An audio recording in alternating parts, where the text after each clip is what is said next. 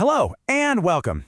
If you've recently been told you have something called spondylolisthesis, yeah, that word alone can be a lot to handle. Getting a new diagnosis is always overwhelming, but my goal here is to cut through the confusion, give you some clarity, and most importantly, some hope.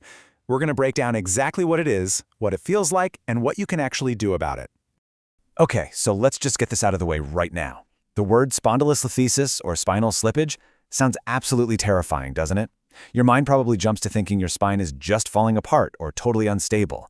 But the reality for the vast majority of people is so much calmer and way more hopeful than that scary name suggests.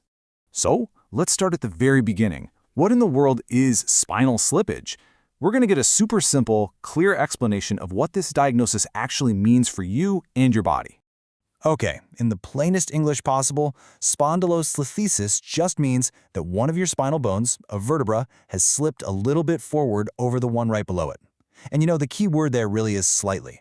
For most people, this is a very mild thing that happens slowly over a long time. In fact, a lot of people walk around with it for years and have no idea because it causes them zero pain. Now, you'll probably hear about two main types of this condition. First, there's isthmic. This one often starts way back when you're younger, sometimes from a tiny stress fracture in the bone from sports like gymnastics or football. Then there's degenerative, which is much more common, especially in folks over 50. And that one is pretty much what it sounds like. It's just a result of the normal age-related wear and tear on our spine. All right, so that's what it is. But what does it actually feel like? This is so important to understand because the experience is truly different for everyone. Like we just said, some people feel absolutely nothing, while for others, the symptoms can be really specific. See if any of these ring a bell for you. A lot of times it's the subtle stuff. That stiff, guarded feeling you get when you stand up from a chair, or a deep ache in your low back or hips that you just know isn't a pulled muscle.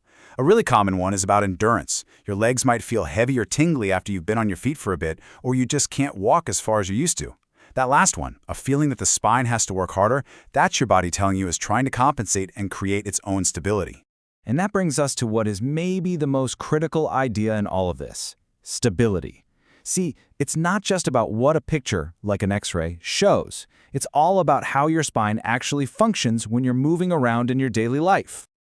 This quote from Dr. Woods just nails it. We're not focused on fixing the slip itself.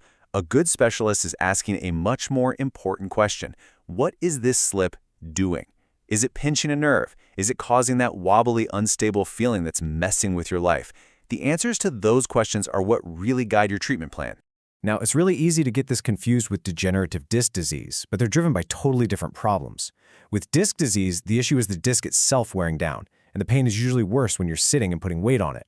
But with spondylolisthesis, the issue is that structural slip. So symptoms often get worse when you're standing up or walking, and that means the treatment focus is different. For disc disease, we want to restore motion, but for spondylolisthesis, our main job is to restore stability.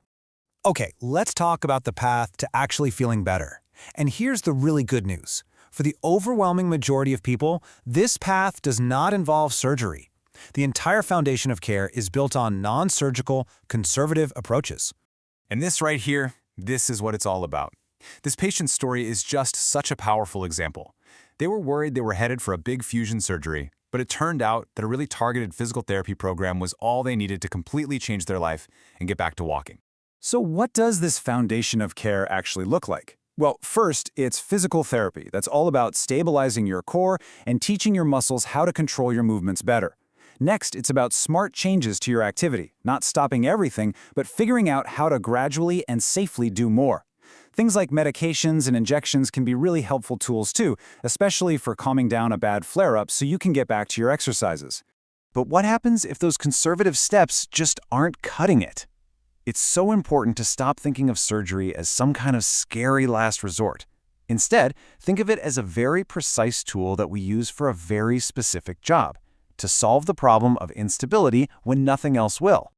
The decision to even think about surgery isn't some random guess. It's based on really clear signs. If that leg pain is getting so bad you can barely walk, if you're developing real weakness in your legs, if the instability is clearly getting worse, or if we have images that show us, without a doubt, that your nerves are getting squeezed, well, that's when surgery might become the best way to protect you and restore that stability. And the goal of the surgery itself is actually incredibly straightforward. It boils down to two things.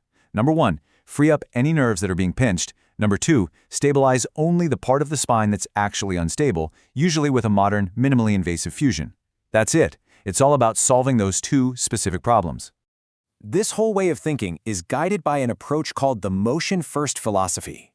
The question we're always asking is, what is the smallest, most precise thing we can do to get this person their function back with the fewest possible trade-offs? For a lot of people, the answer is physical therapy. For someone else, it might be a precision surgery. The philosophy isn't about favoring one treatment. It's about favoring the right treatment for you. So let's wrap this all up by talking about your next steps. How do you actually move forward from here with some real confidence and a clear plan?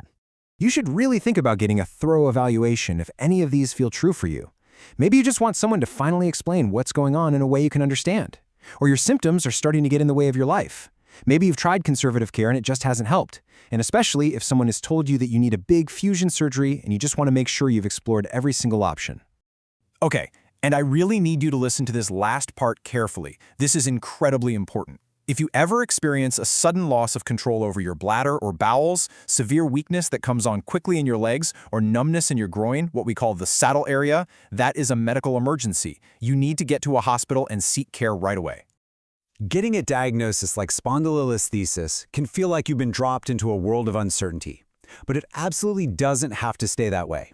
With the right information and the right team, this moment can actually be the very first step toward getting clarity, restoring your stability, and building a real plan to get you back to living the life you want to live.